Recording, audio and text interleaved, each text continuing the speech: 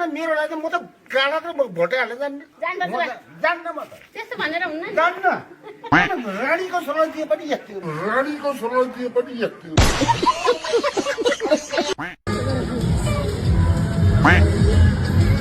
vote चाहिँ घन्टीमा है vote चाहिँ घन्टीमा 30 वर्षदेखि देश लुटेछ यहाँ पैसा लुट्न हिँडेको भोट चाहिँ घन्टीमै हो किन खुट्टा ठडो पारे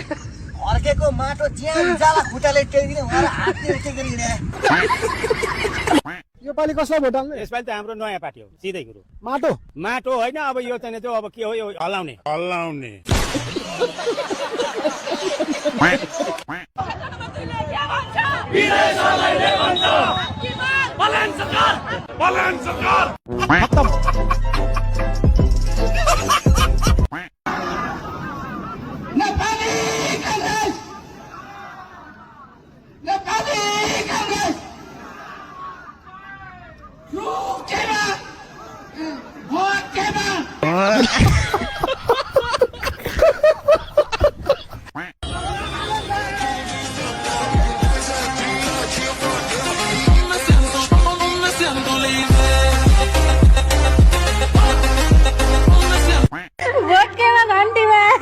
वोट तो घंटीमा हो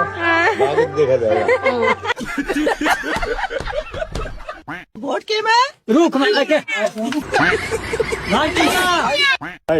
त्यसरी भोट कसो हाल्ने हो जसले रल्छ कतो उसले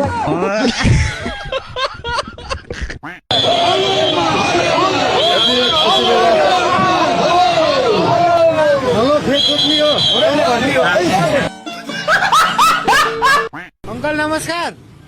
थोरै कुरा गरौँ है के कुरो गर्नु पर्यो अबको प्रधानमन्त्री जनताले कसलाई बनाउँदैछन् जनताको कुरो जनतालाई थाहा हुन्छ मलाई थाहा हुन्छ मेरो कुरो भन न खत्तम बाई बाई भोट चाहिँ घन्टीलाई हाल्नुपर्छ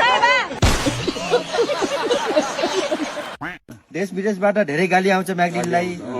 तपाईँ हार्नुभयो भने मैले 1 महिनालाई फेसबुक डिलिट गरेर कसैको गाली नखानु